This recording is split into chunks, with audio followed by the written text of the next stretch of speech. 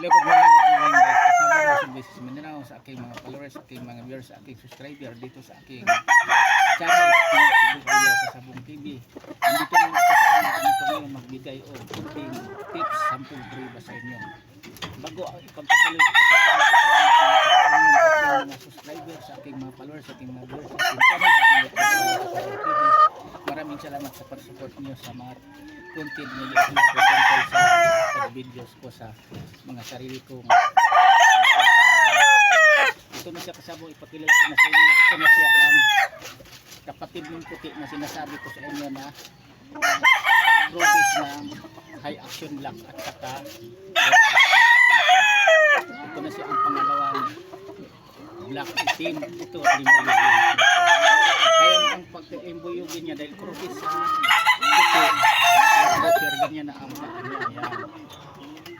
Hindi na siya kulay na paa talaga ng mga black. Kaya dahil puti ang ito sa alaga ko nito. Unang-una nito, di-old ko kasi ang sinukuha sa kaibigan kong sabong yung sinasabi ko sa inyo lumalaban talaga sa even din sa derby. Ito ang ginagamit niya ng mga black niya, high action black at saka white butcher. Di-old ko kung kinukuha.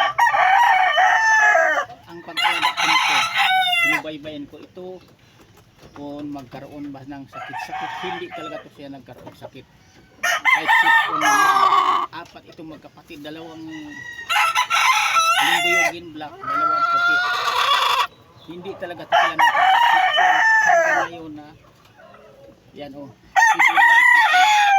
pero hindi nagkaroon ng sakit ito. Ito ang sinasabi ko sa inyo na sa linyada din talaga sa inyo hindi sakitin. Kasi ito, papaliwanag ko sa inyo ang kinukuhaan nito. Kaya ginamit ko ng increase sa mga derby-derbing linyada na ito dahil hindi sakitin. Yan ang ginagamit na linyada, hindi sakitin. Kasi mayroon talaga kahit ano kagaling nating mag-alaga, kahit ano ka mahusay natin paano ang proseso sa pag-alagang hindi sakit. Mayroon talagang kasi may linyada talaga materialis natin na nagbigay ng sakitin ng mga anak. Yan totoo. Kaya sinasabi ko yan sa inyo palagi nga piliin talaga natin ang gawin natin materialis ang ating inahin, number 1 yan ang pares nating lalaki na hindi nagdaan ng mga malubhang sakit mula sa nila. Kasi yan ang pinakamahalaga sa labanan sa manok talaga. Bigat na ang labanan ngayon sa mga manok. Parehas na mga maganda ang manok crucis nag-iba-iba ng linyada, iba ng pagmumukha, akala mo ba sabang din lang kaya na sa manok mo pero malupit din pala. Yun ang totoo.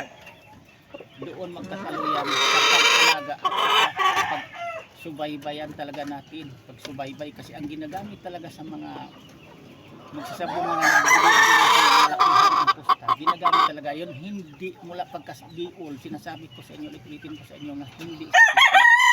Pero sa ating maliit lang ang sabong, pwede lang yan.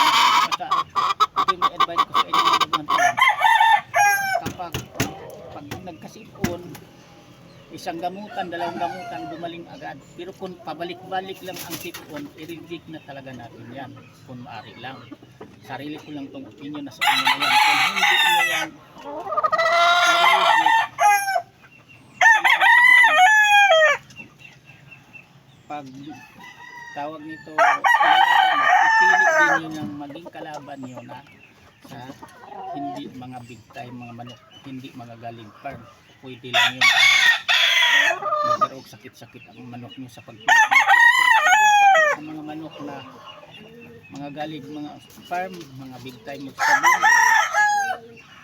sigurado ako na lamang ako kayo sa talo. May panalo man kayo niyan pero pailan-ilan lang. Lagi talaga kayong talo. Yan totoo. Pwede lang yun, lalo na kung maliit lang tayong magsabong nasa mga probinsya, kahit nagkaroon og sakit sipon ating mga manok, pwede lang yan kung atin lang na bubarangay, nagkaroon pista-pista. Pero kung idayo natin, halimbawa sa mga malakihan ng sabungan, argabyado tayo kasi karamihan ngayon ang dinadala sa mga malaking sabungan, lalo na sa mga tweets ang mga manok talaga na piling-pili yan mula pagkasisiw na subay na yan na hindi sakitin ang pangtawan yan hanggang sa pwede na nilang ilalaban. Totoo. Kasi sa kadami-dami nilang manukan, daming manok nila sa farm nila, tapos pagtsagaan nila gustahan ng malaki, tapos sakitin rigid nila kanila yan. Yan totoo. Yan ang nasasabi ko sa inyo na ang mga big time kung minsan mahirap kalabanan kung ang ilaban ng manok sakitin pang naglaki. Pero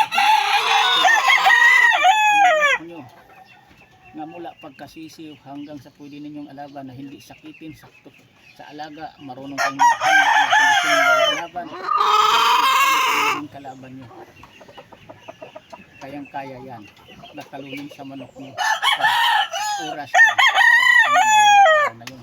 Yan totoo. Di katulad ng bara-bara lang na pag-alagag manok, nadampot lang, di natin alam kung saan nang galing, tapos na tigasing magmanok, sigurado lamang tayo sa talo kay sa panalo. Kaya yung sinasabi ko sa inyo, sisipagin natin na mag-alagag lang tayo na mangmanukin natin quality ang pinagalingan lamang sa panalo kaysa talo, para nga kung ilalaban man din natin tayo sila naglaban na nag-alaga na, hindi rin panay talo, may panalo tayo, lamang tayo sa panalo kaysa talo kung marunong tayo maghanda, mag-conditioning, tapos marunong tayong magpili sa mga hakfight lang ang labanan. Yan lang, hanggang dito muna ako. Sabong bukas paliwanag ko sa inyo tungkol sa kaalaman ko sa pag-alaga sa manok na panglaban pagsabong. Yan lang ba?